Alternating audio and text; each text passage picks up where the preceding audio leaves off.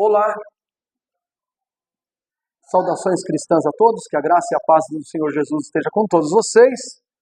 Eu aqui, Samuel Fernandes Caldas, aqui na Igreja Adventista do Sétimo Dia de José Bonifácio, aqui em Itaquera, Zona Leste de São Paulo, com os meus irmãos que nos acompanham aqui no estudo bíblico. Hoje nós vamos dar seguimento ao estudo deste livro, o livro Nisto Cremos, contendo as 28 crenças fundamentais da Igreja Adventista do Sétimo Dia, e nós estamos no 14º tema. Vamos começar agora, hoje, né? Com a graça de Deus. O nome do tema é a unidade no corpo de Cristo. Antes de começar a estudar o tema, eu vou fazer uma breve oração e nós vamos entrar então na declaração de fé. Antes de estudar o tema, a igreja tem o cuidado de apresentar a declaração de fé da igreja no livro, né? Então assim, 14º tema, né? Unidade no corpo de Cristo. Aí tem uma declaração de fé da igreja. A igreja, cremos assim e tal. A igreja definindo como ela crê. Depois ela vai dar um embasamento bíblico. Então ela faz uma proposição e depois ela vai defender a proposição dela. Então vamos a uma oração rápida conosco. Vamos orar. Querido Deus, amado Pai, graças te damos por mais uma oportunidade que o Senhor nos dá de estudarmos a sua palavra, e aprenderemos mais do seu amor, mais das suas verdades, e que elas venham nos alimentar e fazer com que nós sejamos produtivos na sua obra, trabalhando para falar de Jesus, da breve volta de Jesus, da sua salvação a todos que ainda não te conhecem. Nos abençoe, nos dê a proteção dos teus anjos e nos ilumine pelo Espírito Santo, nós te oramos em nome de Jesus. Amém. Vamos lá então, a declaração de fé da igreja sobre a doutrina ou sobre a crença unidade no corpo de Cristo, diz o seguinte: a igreja é um corpo com muitos membros, chamados de toda nação, tribo, língua e povo. Em Cristo somos uma nova criação, distinções de raça, cultura e nacionalidade e diferenças entre altos e baixos, ricos e pobres, homens e mulheres, não devem ser motivo de divisões, dissensões entre nós. Todos somos iguais em Cristo, quanto a valor, tá? Todos somos igualmente valiosos para Cristo. O qual, por um só Espírito, nos uniu numa comunhão com Ele e uns com os outros. Devemos servir e ser servidos sem parcialidade ou restrição. E aqui nós encontramos na prática alguns problemas. Nas relações cristãs, não? Mas a Bíblia é clara, é assim mesmo, devemos ser tratados imparcialmente, né? Sem parcialidade, portanto, e sem nenhuma restrição. Mediante a revelação de Jesus Cristo nas Escrituras, partilhamos a mesma fé e esperança e estendemos um só testemunho para todos. Essa unidade encontra sua fonte na unidade do Deus triuno, o Pai, o Filho e o Espírito Santo, que nos adotou como seus filhos. Então aí está a declaração de fé da igreja. Só a declaração de fé poderia dar motivo para algumas indagações, perguntas aqui. Fiquem à vontade quando vocês quiserem, tá? Se vocês ouvirem alguma coisa que despertar o interesse de vocês, ou de repente você não entendi muito bem, volta atrás, tá bom? Vamos então para João. Primeira citação, Evangelho de João, capítulo 17, verso 4. A gente vai estudar bastante texto bíblico aqui, tá? Muito de João, de Coríntios, tá bom? Quarto Evangelho de João, capítulo 17, verso 4. Então vamos lá. Pode ser. Quem tiver a vontade para ler, quiser dar uma lida aí, por favor, dá um pulo para frente. Não, só dá um sinal. Vai lá então, Matheus. Eu te glorifiquei na terra, acabando a obra que me encomendaste que fizesse. Isso. Então, Cristo afirma que glorificou o Pai na terra, tendo consumado. Então, o que acontece aqui? Ele tinha concluído a obra, né? Consumado a obra que me deste a fazer. Ou seja, ele já está falando com a obra consumada, né? Consumada. Então, tendo Jesus concluído sua obra na terra, continuou sentindo agonia quanto à condição dos seus discípulos, mesmo na tardinha que antecedeu sua morte. Por que ele estava aflito? Porque ele sabia que a igreja seria abalada com a morte dele. Os discípulos seriam abalados. Tinha um incrédulo entre eles, chamado o Tomé, né? O que era mais difícil de aceitar as coisas. Ele tinha dúvida.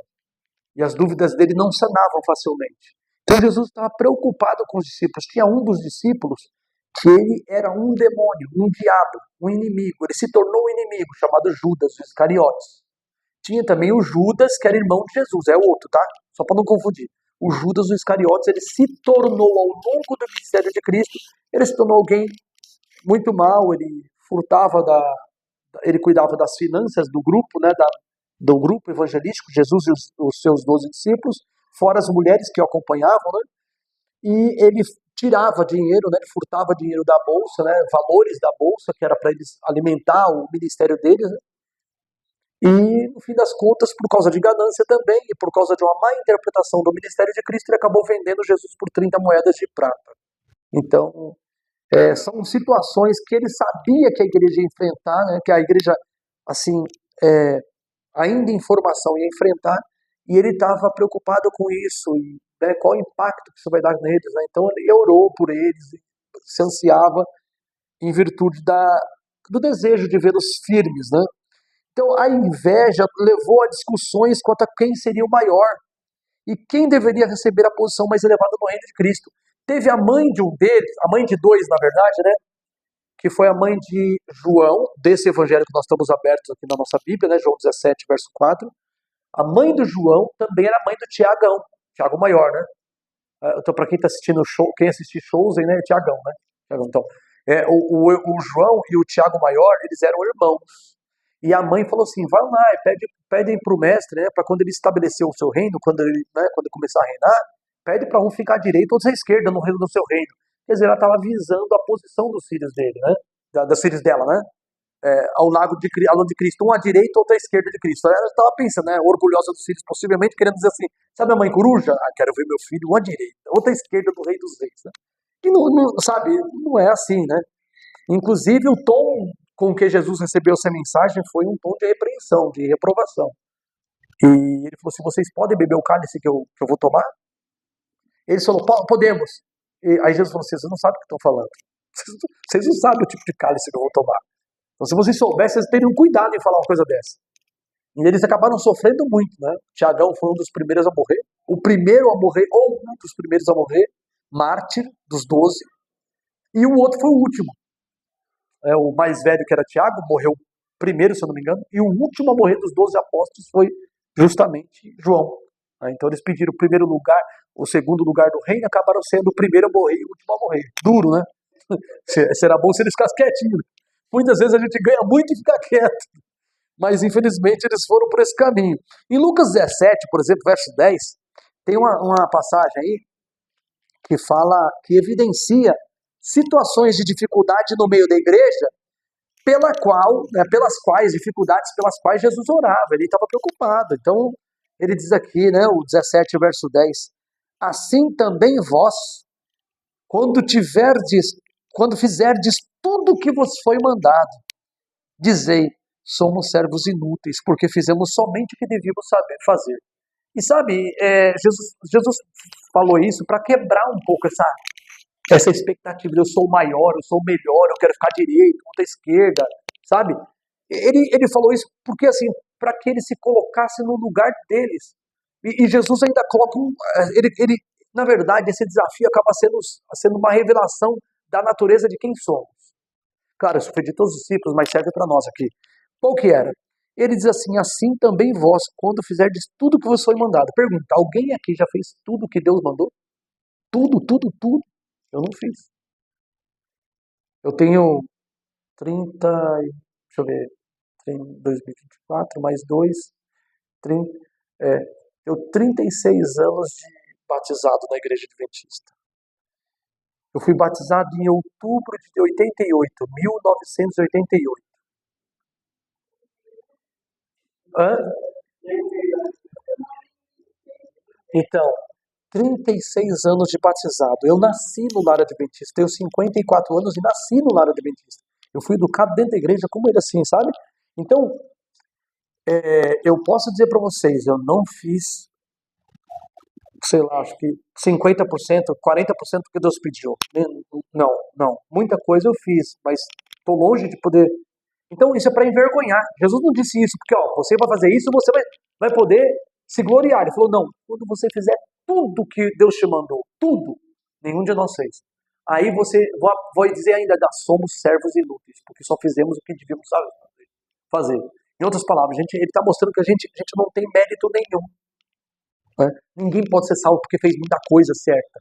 Nós devemos fazer tudo que ele mandou. Mas fazer tudo que ele mandou não dá entrada no céu. Não dá salvação. Salvação é por graça, por misericórdia.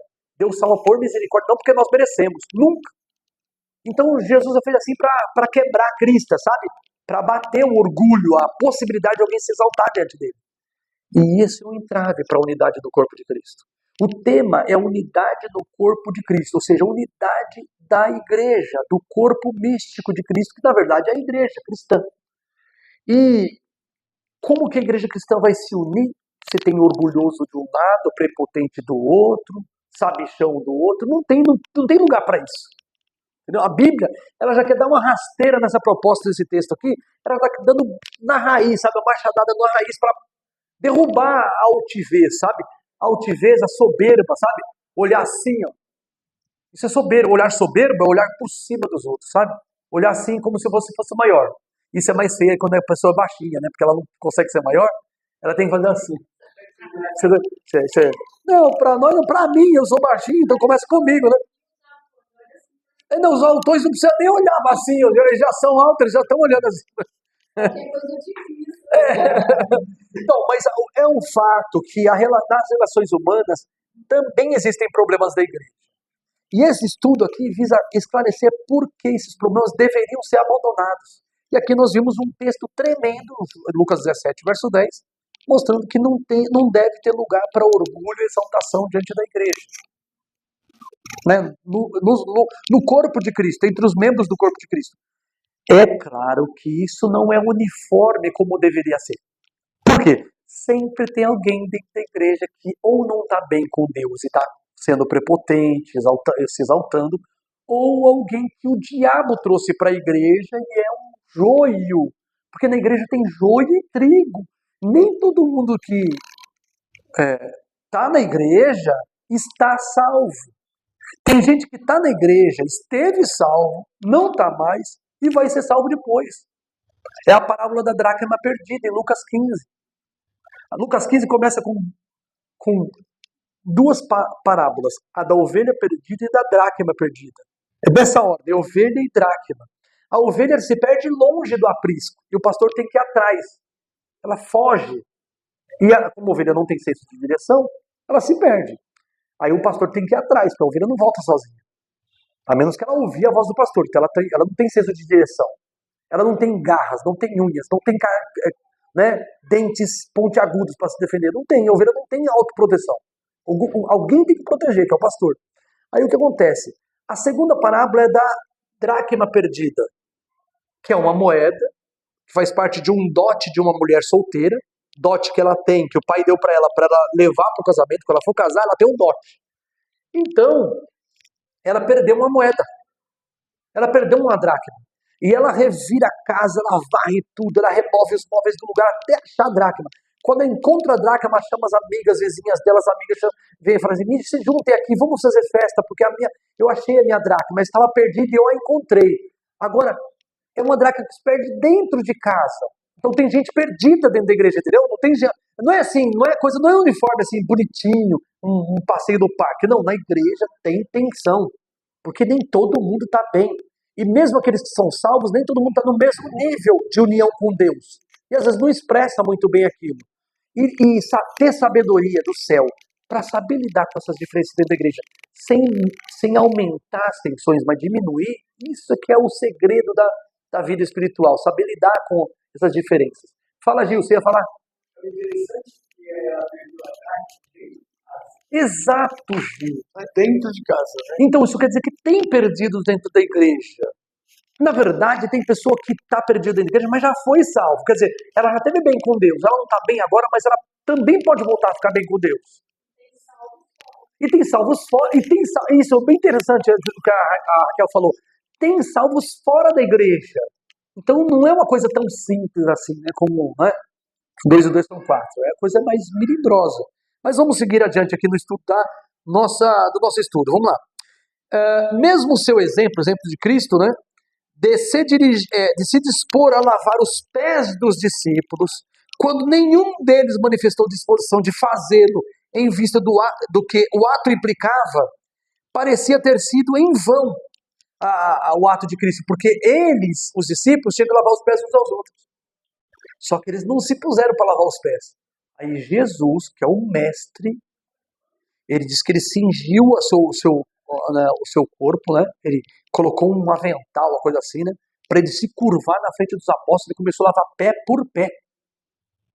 Ele estava demonstrando que ele, sendo o Senhor do universo, ele estava lavando o pé sujo, encardido de pessoas que viviam de sandália no solzão de 40 graus do Oriente Médio. Gente, é assim, ó. Só para fazer entender como que é isso. É diferente tirar o calçado de alguém, a meia, e lavar na hora. A pessoa pode ter o cheiro que for no pé. É diferente. Quem anda na Palestina vai andar com sandália lá 2000 anos atrás, sandália. E aí você anda com sandália no calorzão, o que acontece com o seu pé? Ele transpira, sim ou não?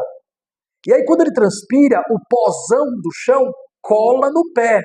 E você anda mais 300, 400 metros, 1 quilômetro, e você transpira com o pé já empoeirado, e aí transpira e ensaboa mais. E depois vem mais pó. Aí você para lavar. Gente, não, é que tem gente que já imagina assim, não, Jesus foi lavar o pé, eles estavam tomando. Não, estava imundo o pé dos bichos. O Senhor do universo se curvou para lavar. Ensinando para eles, se eu sou o Senhor, faço isso, vocês têm que fazer também. Quer dizer, um lavar o pé do outro, se humilhar para o outro. É uma atitude de serviço, obrigado, é dever, isso é lei, serviço. Ao mesmo tempo, esse serviço ele vem revestido de humildade. Humildade que, não que às vezes a gente tem, mas que a gente é obrigado a aprender. Eu preciso ser humilde. E às vezes o lava-pés é o momento disso, é o momento de você colocar em prática aquilo que ensinou para você, que Jesus ensinou para a gente, né? Então, não é... Por isso que não é bom a gente pular a Santa Ceia, pular o lava-pés. Se possível, acerte as suas contas com a pessoa com quem você tem problema 1 dia, 2 dias antes da Santa Ceia. E vem fazer a Santa Ceia. Se você não teve como, tudo bem, você suspende, participa da próxima. Mas tenta entrar em harmonia com alguém antes disso. Se você dá brigado, entra em harmonia, depois participa da Santa Ceia. É assim que Deus espera, né? Então, vamos seguir aqui adiante. Na próxima passagem que nós temos para olhar é João 13, Evangelho de João, capítulo 13. Nós vamos para o verso 34 e 35, que na verdade vai dar o fundamento dessa unidade. O fundamento da unidade no corpo de Cristo é justamente essa. Você pode ler? Hã? Por favor. João 13, verso 34 e 35. Ah, Raquel já leu já? Não, a próxima eu passo. Tá, joga para ela. Sim, vamos ocupar esse povo aí para não dormir. Novo mandamento vos dou, que vos ameis uns aos outros, assim como eu vos amei, que também vos ameis uns aos outros. Isso mesmo? 35 agora. Nisto conhecerão todos que sois meus discípulos, se tiverdes amor uns aos outros. Aí nós temos uma coisa que vamos parar um pouquinho, assim, ó, pode parar, vamos entender aqui. Né? Eu não sou o João Kleber, mas para. Qual que é a ideia aqui? Presta atenção. Para pensar. Ele fala assim, ó. Jesus fala assim: um novo mandamento vos dou, que vos ameis uns aos outros, como eu vos... Peraí. Nós devemos amar uns aos outros. Qual que é o referencial do amor? Jesus. Ele falou, como eu vos amei, amai-vos também uns aos outros. Então, o parâmetro de amor é Jesus. Ele falou assim, pronto, sou eu o alvo. Né? Ele falando, né? Sou eu. Alguém ama igual Jesus aqui? Mas a gente tem que procurar. Mirar, ou seja, vamos imaginar assim, que você aponta num alvo, né? Tem aqueles círculos no alvo, né? Assim, aqueles círculos num alvo. Você está lá com uma flecha ou coisa parecida. E você, um dardo, né? e você quer acertar no centro. Você não acertou, mas está mirando no centro. Você acertou do ladinho. Senão você está buscando o centro, não é isso? Nós temos que buscar Jesus. É o nosso alvo. Eu não atingi o amor tanto quanto ele atingiu, mas eu estou mirando lá. Estou querendo no caminho. Agora, se ele falar que nós devemos amar como ele amou, e a gente está mais tratando mal um ao outro, você não está nem mirando no alvo, né? Você não está nem... Isso é o fim da picada. Está tratando mal, uma coisa, né, com diferença. Por exemplo, chegou um bambambam da Associação Paulista Leste. Aí eu trato assim, senhor, senta aqui, por gentileza, não sei o quê. Aí chega uma pessoa normal da igreja, senta aí. Não pode. Não, senta lá no fundo. Senta lá no fundo. Que aqui vai sentar gente de autoridade da igreja. Não, não é assim não. Não pode. Na igreja não pode isso. Tiago capítulo 2 fala sobre isso. Acontece. É como eu falei, nem tudo é uniforme no negócio. Existe um plano certo. O plano certo o Jesus é o alvo. Mas tem gente mirando no alvo para chegar até Jesus. Mas tem gente que tá nem aí, tá tirando muito pelado. Quer dizer, não tá querendo acertar o alvo. Não tá querendo ter Jesus como modelo. Aí que entra os outros 500, vamos dizer assim, né? Então a gente tem que entender, lidar com esse tipo de gente. Como? Como perdidos dentro da igreja? Não, porque nós não sabemos quem é perdido e quem é salvo. A gente vai tratar com moderação, com equilíbrio, exortando ao bem, quem sabe falando de maneira meio desinteressada, assim como se fosse para tocar a pessoa naquilo que está errado, mas numa boa, sem acusar, sabe? Um jeito de lidar de tal forma que a gente não pareça o acusador, que a gente não pode fazer isso, certo?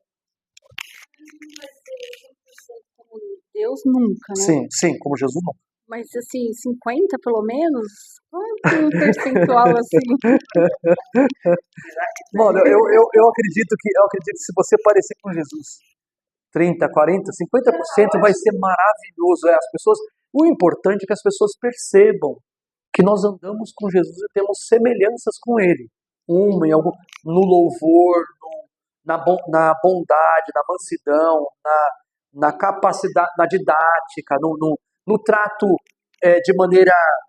Trato igual para todos, né? Quero dizer, com toda atenção para todos, né? Recebendo todo mundo, né? Jesus falou assim, todo aquele que o Pai tem, me dá, e todo aquele que ele me dá, que vem a mim, de maneira nenhuma lançarei fora. Então, assim, se a gente tem essa disposição, né, de ser receptivo com todos, isso é importante, a gente precisa ter essas características cristãs, mansidão, domínio próprio, sabe? Nem sempre é fácil. Em casa eu tenho duas crianças lá que para ter domínio próprio, né? Ainda mais o quarto é pimenta, espuleta, o menorzinho é difícil. Eu ia para a igreja por ir. Sim. Aí quando eu me decidi, coisas aconteceram, sabe? É provocação, provações. Eu falei, meu Deus, o que está acontecendo? É porque você entrou na luta, Raquel. Aí você entrou na guerra. Aí outras coisas vão acontecendo. Sim, você entrou na guerra. É assim, tem um texto do Grande Conflito, do livro Grande Conflito, um livro importante da nossa igreja, que ele tem um lugar que diz assim, que enquanto a pessoa não se converte a Cristo, a pessoa está em paz com o diabo. Em paz com o diabo. Porque ele está em harmonia, com ele. Mas quando você recebe do alto poder para você viver como serva de Deus, como servo de Deus, aí começa o conflito onde até então houvera paz. Havia paz entre você e Satanás, mas quando você toma a decisão por Jesus, aí começa a treta, começa a guerra. Aí você entrou na batalha. Agora você entrou na batalha, você tem que entrar no final. Mas assim, a nossa alegria é que eu não estou só na batalha. Deus manda o Espírito Santo para me ajudar, os anjos para me proteger. Nós não estamos desprovidos. Jesus é o nosso capitão. E ele saiu vencendo para vencer, diz o Apocalipse. Então a gente está contente com Jesus, né? Sabendo que com ele, nem a morte, nem os demônios, nem o frio, nem o calor, nem a profundidade, nem a altura, nada vai nos separar do amor de Deus que está em Cristo Jesus, nosso Senhor. Como dizem, está tudo certinho aí que a gente tem que se preocupar, Tem que se preocupar, tá muito bem, tá estranho esse negócio, tá estranho. Você quer ver uma dessas? Tudo bem, tá estranho esse negócio? Eu vou citar uma coisa que não está fora do script. Abre em Lucas 6. Fora do script, tem nada a ver. Mas agora você falou uma coisa importante dessa unidade cristã, porque às vezes Nós, todos aqueles que estão unidos com Cristo, eles estão na luta, na guerra. Quem não está unido com Cristo, ele já perdeu. Perdeu a guerra. Ele está perdendo a guerra. Não quer dizer que acabou a batalha, ele está perdendo a guerra. Aí o que acontece? Essa pessoa que está perdendo a guerra, ela pode errar espiritualmente muito grande, ela pode interpretar as coisas erradas, ela pode viver de maneira errada, porque ela está sem Deus, está vivendo na igreja, mas está sem Deus. Ela vem formalmente para a igreja. Ela coloca a Bíblia debaixo do braço com lição da escola sabatina, formalmente. Mas ela não está bem com Deus.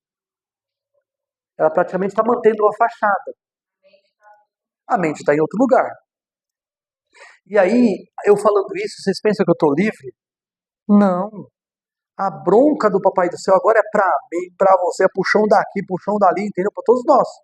Agora, olha o que diz Lucas 6, como Israel estava perdido, nem identificando Jesus estava. Aí, olha ali, Lucas 6, verso 24, se eu não me engano, tá? Eu estou citando aqui, ó, só de moringa, de cabeça, não vi isso aqui antes não, vi antes assim, né, nos meus estudos anteriores. Olha o que acontece, Jesus entra, Sermão da Montanha, capítulo 6, verso 17 em diante. Tá vendo? 17 em diante, Sermão da Montanha. Aí no verso 25, vamos pegar o 25. Ai de vós, os que estáis o quê? Fartos, cheios, porque tereis fome. Então, se vocês estão fartos, vocês vão ter fome. Jesus está prevendo o que vai acontecer com a nação de Israel. Tá? Aí continua o verso 25. Ai de vós, os que agora riem, vocês que rides, que a conjugação é essa aqui, tá? Os que agora rides, porque vos lamentareis e chorareis. Vocês vão lamentar e vocês vão chorar. Aí verso 26. Ai de vós, quando todos os homens falarem que bem de quem? De vocês. Porque assim faziam seus pais aos falsos profetas. Então, uma coisa que eu sempre me preocupei, se todo mundo falar bem de mim, não tá legal, eu não tô legal. Tá entendendo? Se todo mundo falar bem de mim, eu não tô bem. Porque existe um ai sobre mim. Jesus falou, ai de vós, quando todos disserem bem de você. Ai de vocês. Você pode ter certeza, você tem que pensar aí, ver o que está acontecendo de errado. Por quê? Agora vamos para a Bíblia. Vamos a outro texto aí. Vai lá para Timóteo. Aí, ó, primeira e segunda, vou ver agora. Peraí, cara. A memória não tá boa como era antiga. Peraí, deixa eu ver aqui. Antigamente, mas rapaz, minha memória nessas coisas aqui era boa, hein? Vamos lá. Olha o cabelo branco. Tá aí a luz dessa câmera aí atrás da câmera que não me deixa mentir. Vamos lá, 2 Timóteo capítulo 2, verso 13. Não é 2,13. 2 Timóteo 2,13. 2,13, 3,13. Deixa eu ver, não. Também não. Deixa eu ver 1 Timóteo. Eu tô vendo? Tô errado. Aqui, ó, 3,13 não é. Peraí, deixa eu ver. 1 Timóteo 3,13. Não é. 2,13. Não é. Será que é Tessalonicenses? Peraí, deixa eu ver se é Tessalonicenses. Eu tô procurando agora tudo que é lugar. Deve ser 1 Tessalonicenses, deixa eu ver. Fala assim, todos os que querem viver piamente em Deus padecerão perseguições. Rapaz, como eu perdi isso. Filho, dá o celular aqui um pouquinho. Dá o celular aqui. Vamos. Você sabe que aqui você não pode deixar o volume desses trem, hein? Então, no estudo bíblico. Deixa eu buscar aqui o negócio, ó. Padecerão, todos os que querem viver piamente em Cristo padecerão perseguições. Vou fazer uma busca aqui, tá? Ih, filho, acho que eu sumi com a sua aba. Misericórdia. Desculpa aí. Deixa eu ver aqui. Deixa eu ver. Só um instantinho, tá carregando aqui o EGW, que é aqui, todas as coleções, Bíblia. Pronto. Abri um texto bíblico. 2 Timóteo 3,12. Ah, eu estava procurando o verso 13, eu não achei por causa disso. Eu fui para 1 Timóteo, fui para 2 Timóteo, fui para Tessalonicenses. 2 Timóteo 3,12. Todos que querem viver piamente em Cristo padecerão perseguições. Entendeu? Acharam aí, não? 3,12. E eu procurando o verso 13. Quebrou tudo, filho? Tela? Ah, então tá bom. Se você não viu nada de estranho, tá normal. Tá com película, então, né? Não, já está tudo arrebentadinha, Pedrinho. Vamos lá, então, gente. Acharam aí? Você pode ler, Raquel? De fato, todos os que desejam viver piedosamente em Cristo Jesus serão perseguidos. Então, por exemplo, por que eu devo me preocupar se todo mundo fala bem de mim? Porque eu não estou sendo perseguido. Ninguém está me perseguindo. Porque todos os que querem viver piamente em Cristo padecerão perseguições. Isso é regra. Se você não está sofrendo perseguição, alguma coisa está errada. Muitas vezes nós queremos viver de forma que desabona a vontade de Deus para não causar aborrecimento ou perseguição. Exatamente. Você não quer causar perseguição no serviço, você nem fala que você é adventista, você é de um dia. Você, entendeu? Você fica omitindo que você é cristão. E Jesus falou assim, todos aqueles que testemunharem de mim aos homens, eu testificarei deles diante do meu Pai. Né? Agora, aquele que não está nem testificando de Jesus diante dos homens, Jesus vai estar defendendo o nome dele no céu? A pessoa não tá, ele está sendo correspondente, né? Ele não está testificando de Cristo na terra, então é complicado. Então a unidade cristã passa também por essa ideia de que vão se unir com Cristo. As pessoas que vão se unir com si mesmos, entre si, serão os que estiverem unidos com Cristo. De outras palavras, a unidade da igreja, a unidade no corpo de Cristo, na igreja, no corpo místico de Cristo, que é a igreja, depende da unidade com Cristo, de cada um. Por exemplo, vamos imaginar, em Bonifácio tem 400 membros, e 50 estão unidos com Cristo. 350 não, você acha que aqueles 50 vai estar como? Eles não vão estar sendo bem vistos pelos os outros 350 dos 400. Os outros 350 vão ver com a cara virada aquelas pessoas, entendeu? Por quê? Exatamente, porque... Sim. Então, vai depender disso. Então, é importante que cada um de nós examine-se a si mesmo se a gente está bem com Deus. E aí, estando bem com Deus, pode ter treta em tudo, confusão em tudo que é lugar, sabe? Confusão em tudo que é lugar. Por quê? Se tiver confusão em tudo que é lugar, você está bem com Deus, você sabe que a confusão não é você que está provocando. Não é motivo da sua obediência. É o motivo do coração duro de alguém. De dentro, pode ver aqui, de dentro e de fora da igreja. Não é? De dentro e de fora. Fica à vontade, gente. Passa aí que não tem cerimônia. Nós estamos na igreja, né? Vamos lá. Então vamos seguir adiante. Próxima passagem. Nós vamos para João, capítulo 17 agora. De novo, João, hein? Como a gente está vendo João, né? João, capítulo 17, nós vamos para o verso 6. Só que antes da leitura, eu vou ler uma préviazinha aqui do livro, no Nisto Cremos. Diz assim. Assim, mesmo no jardim do Getsêmani, a principal preocupação na mente de Cristo era a unidade de sua igreja. Aqueles que haviam saído do mundo, 17:6. Ele pleiteou com o Pai em favor de uma unidade no seio da sua igreja, que fosse semelhante àquela experimentada pela divindade. Então vamos ver isso. João 17:6 e 17:21. Vamos ver isso. Evangelho de João, capítulo 17. Boa tarde aos três que chegaram agora. Aê! É isso aí. Nós estamos estudando a lição número 14, né, a crença fundamental 14, que é a unidade em Cristo. E é interessante que eles chegaram agora, me lembra uma parábola. A gente não falou sobre parábolas essa semana da Escola Sabatina, né? Essas figuras de linguagem. Tem uma parábola que fala sobre os trabalhadores da vinha, em que o senhor da vinha foi de manhãzinha, ele chamou um homem para trabalhar e Deus combinou com ele 1 denário. Aí depois ele chegou na terceira hora do dia, chamou um outro, combinou 1 denário. Aí no meio-dia ele combinou com o outro 1 denário. E assim ele foi. Quando chegou às quase 5 horas da tarde, ele chamou um último trabalhador e combinou 1 denário. Aí no final do dia ele pagou 1 denário para todo mundo. E aquele que chegou por último ganhou 1 denário igual aquele que chegou no começo. Papai do céu vai dar 1 denário para vocês, como que chegou no começo. Né? E aí de nós que reclamar, viu? Sabe por quê? O dinheiro é dele, ele dá a quem quer o que combinou. E nós não temos nada a ver com isso. Se eu entrei no começo do dia combinando com ele 1 denário, por que eu vou querer mais? É 1 denário. Não é mais. E quem chegou no final do dia? Se ele combinou 1 denário, o dinheiro é de quem? Dele ou meu? Dele. Então ele dá a quem quiser, como quiser. Sabe por quê? Sabe por quê? O princípio das leis trabalhistas do Brasil é isonomia e equiparação. Mas isso, isonomia e equiparação, é diabólica. Por quê? Porque se eu estou no mesmo cargo, mas eu trabalho mais que o outro, eu não mereço mais. Se eu estou no mesmo cargo e eu faço mais, eu vou ganhar mais. Mas o que aconteceu com Jesus? Jesus combinou um denário para todo mundo. Era para aquele que chegou de manhã ou para aquele que chegou da última hora. Não foi isonomia e equiparação. Foi um combinado individual. Olha, eu estou precisando de um todo mundo está trabalhando na minha vinha, mas ainda tem um lugar que não está trabalhado. Você não pode ir lá trabalhar uma horinha que seja? Aí ele, tudo bem, eu trabalho. Quanto você vai me pagar? Um denário. Acabou. Eu não posso me intrometer no combinado entre o patrão Jesus com o José, o Cosme. Não posso, porque eu fui combinado de Jesus com ele. O que eu tenho a ver com isso? Ele vai pagar para ele, que combinou.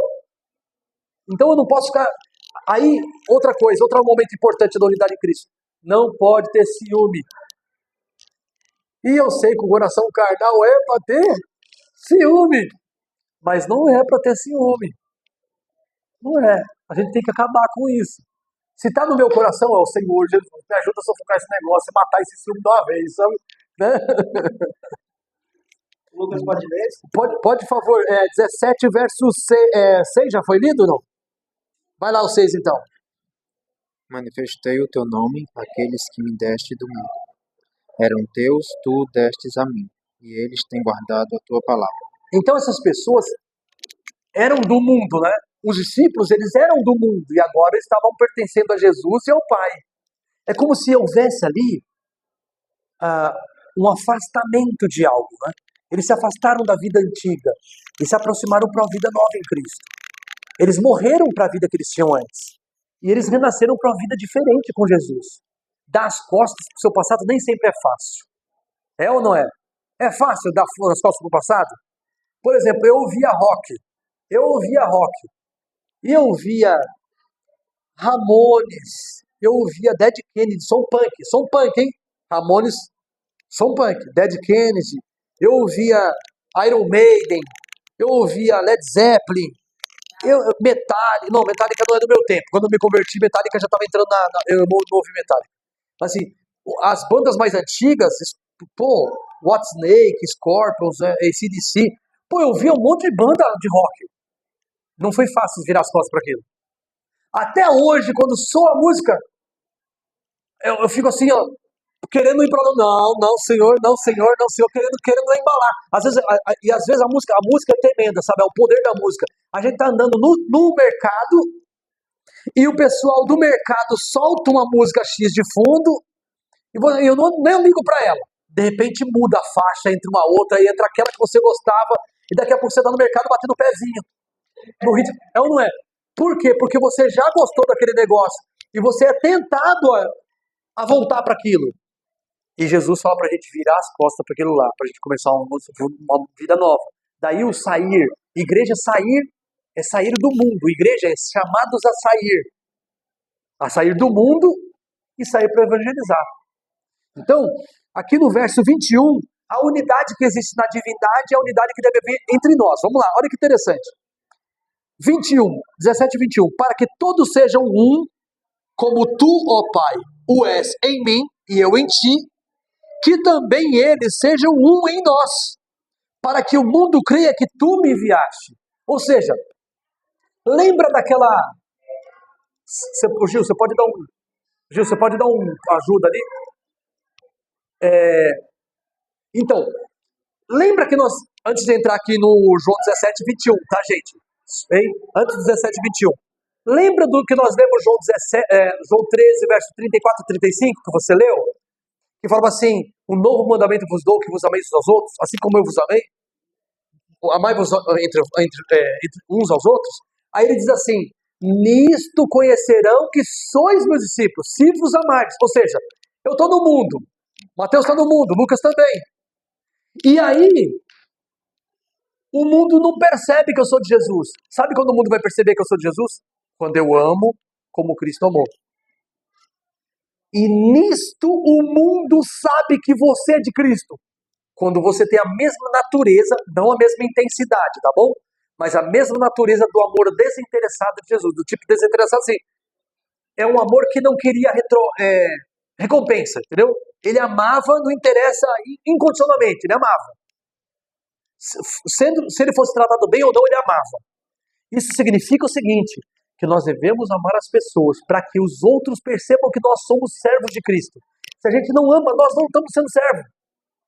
E agora, vem um outro ponto agora, o 17:21. Que nós, olha aqui, ó, para que todos sejam um como tu, ó Pai, o és em mim e eu em ti, que também eles sejam um em nós, para que o mundo creia que tu me enviaste. Ou seja, se o mundo não crê na mensagem da igreja adventista, pode ser que eu tenha culpa nesse negócio, porque eu não sou um com a minha igreja. Eu estou criando confusão, eu estou batendo de frente com os outros, eu estou com rixa com esse e com aquele, eu fico citando coisa má de um e do outro, fuxicando de um lado para o outro, e aí o povo não vai crer na igreja adventista porque eu estou expondo ela ao ridículo, porque eu mesmo não estou bem com ela, eu não estou em harmonia com meus irmãos, e o mundo não vai crer que no Jesus que eu creio, porque eu não vivo aquilo que ele pediu, viver a unidade entre os irmãos. Então, gente, você pode fazer o que você quiser a partir de hoje, mas saiba de uma coisa, quando você busca unidade com a igreja de Cristo, com o corpo místico de Cristo, com aqueles que são de Cristo, você vai facilitar o trabalho missionário. Agora, se você não está bem dentro aqui, não é? Como que alguém vai crer em Jesus? Eu vou crer em Jesus que você crê se você não está amando como ele amava? Se você não vive em harmonia com os membros do corpo de Cristo que você está envolvido? Então é decisivo isso para o trabalho missionário. Nós não podemos dar lugar ao inimigo aqui na igreja. Permitir que um fique fomentando contra o outro. Não podemos. Isso é mais sério agora. Acho que Deus, não sou eu que estou falando, é Deus que está falando agora, certo? É mais sério do que a gente pode imaginar. A gente pode colocar tudo a perder por causa de uma postura brigona. Quando nós falamos mal da igreja do conjunto José Bonifácio, nós estamos falando mal da igreja de Cristo. Sim. Quando nós criticamos qualquer igreja, nós estamos criticando a igreja de Cristo. Sim. Porque a igreja de Cristo é essa, é falha. É cheia de defeitos. Sim. Então, se você olha para o outro, todos nós temos defeitos.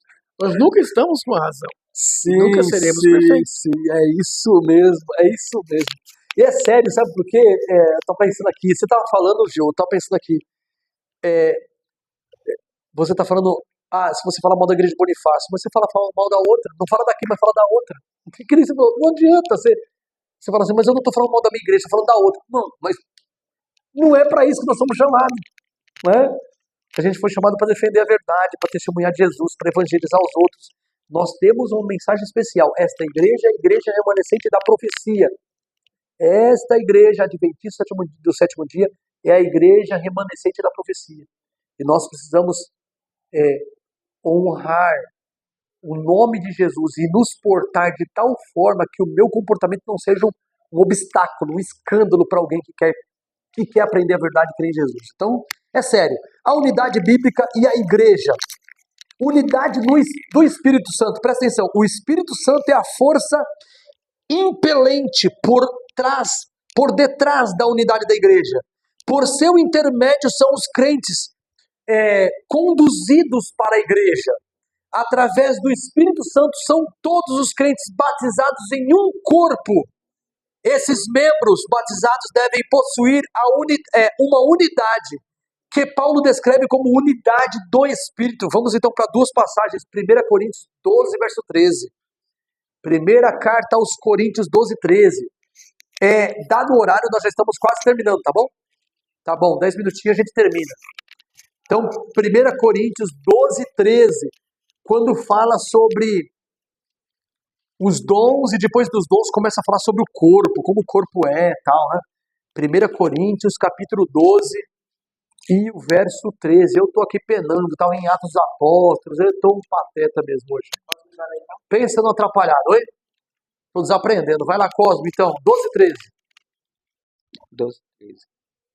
Pois em um só Espírito todos nós fomos batizados em um corpo, quer judeus, quer gregos, quer escravos, quer livres, e a todos nós foi dado beber de um só Espírito. Amém, amém. Então, nacionalidade não deve nos separar, né? Gregos, judeus. Aqui tem outra classe, né? Exilados, escravos, né? Escravos e livres. Porque na época tinha escravidão. Aliás, gente, na época da Bíblia também tinha escravidão. E existe um tipo de escravidão com base moral justa. Como assim? Você está defendendo escravidão, Samuel? Nossa, não, não é assim. Calma, não criemos pânico, né? Não exageremos. Presta atenção aí. É assim, na Bíblia, quando você tinha uma dívida e você não pagava, você virava o escravo daquele outro até você saldar. Mas era uma escravidão ou um serviço, de certa forma, forçado, que era devido a erros pessoais seus mesmos. Não era escravidão do tipo, né, eu vou submeter você porque eu acho que você é de uma raça inferior. Não é. Era consequência dos próprios atos seus mesmos. Você se colocava numa relação de obrigação com aquele para quem você está devendo. E até você pagar, você continuava trabalhando para ele. Saldava a dívida, você estava livre. Não era uma escravidão com uma certa base moral, juridicamente coerente. Está devendo, tem que pagar ou não? Você deve ter que pagar. No Brasil não é assim. No Brasil as coisas, né, bagunçaram geral, mas não deve ser assim um cristão. A Bíblia diz assim, ninguém devais coisa alguma, senão o amor com que devemos amar uns aos outros. Mas o certo é a gente fugir de dívida. Então aqui vai uma alerta pra gente aqui, né? Então a gente tem que tomar cuidado com isso, né? Mas aqui, escravo, livre, o rico, o pobre, o grego, o judeu, todos temos bebido de um só Espírito, ou seja, o Espírito Santo que motiva o cristão de uma etnia russa tem que ser o mesmo Espírito Santo que motiva um cristão de etnia árabe ou francesa, ou o que for, né? Nós temos que estar bebendo de um só Espírito, né? A diferença cultural não deve ser aquilo que separa os cristãos, né?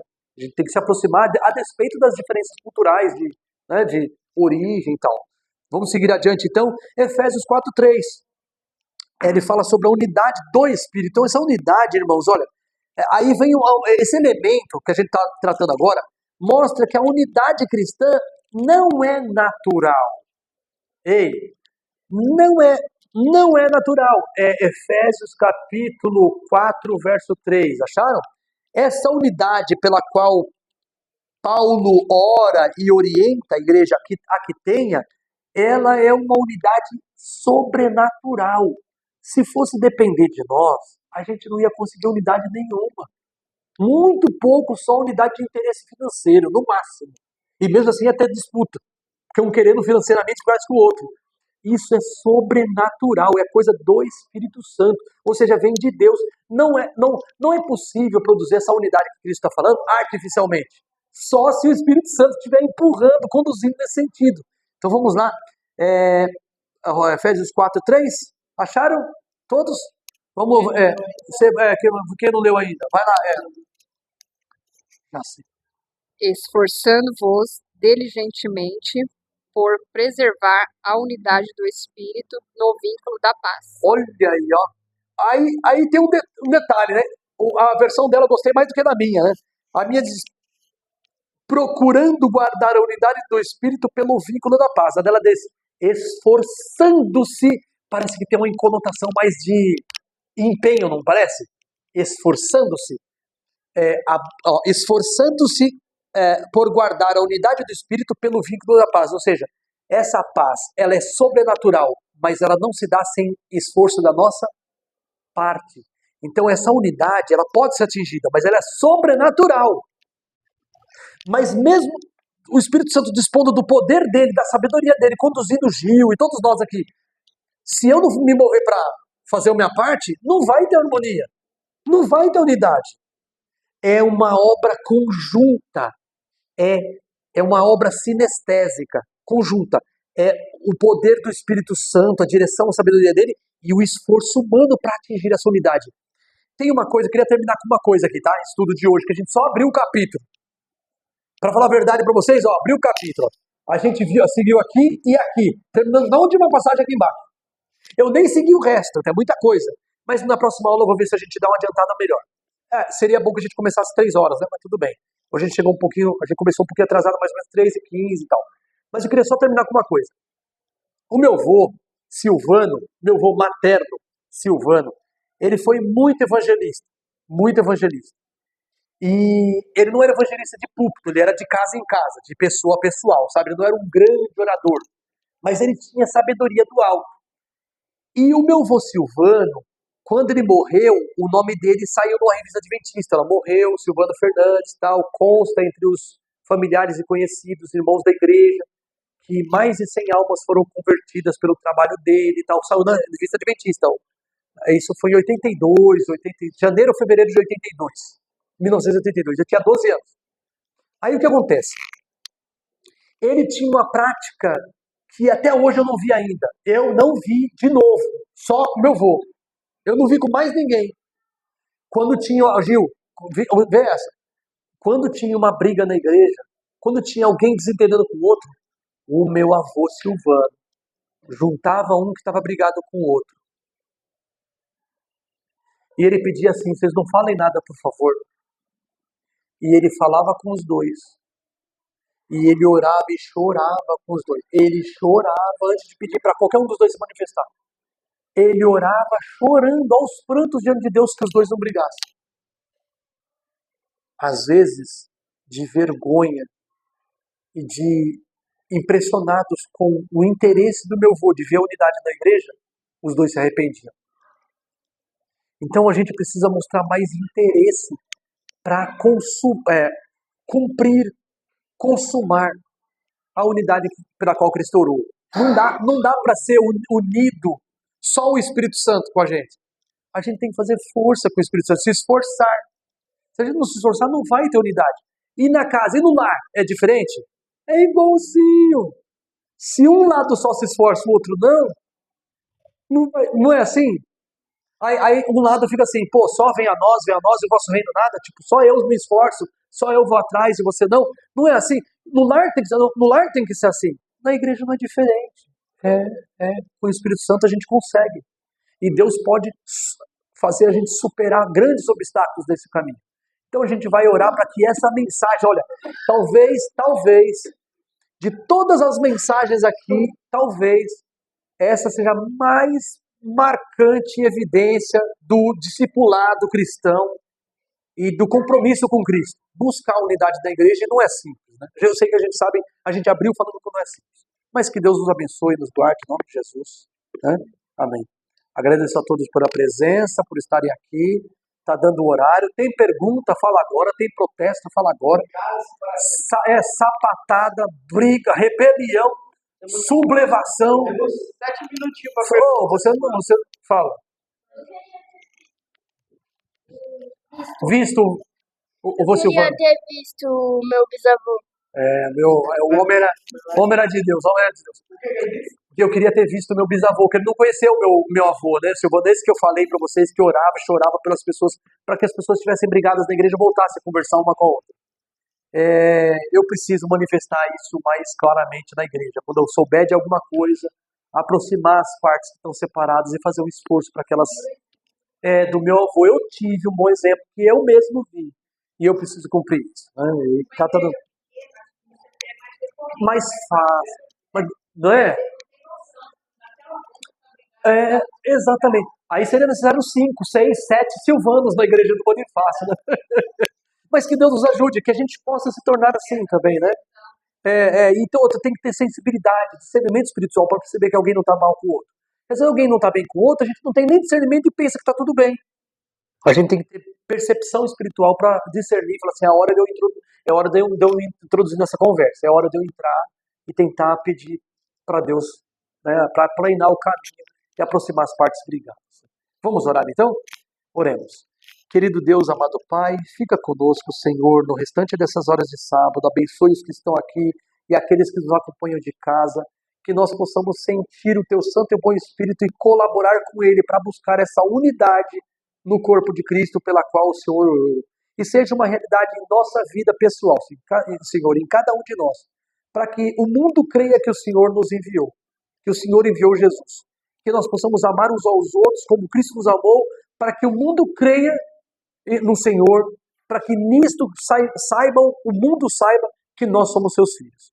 Que o Senhor nos abençoe e nos guarde, em nome de Jesus. Amém. Um abraço a todos. Até a próxima.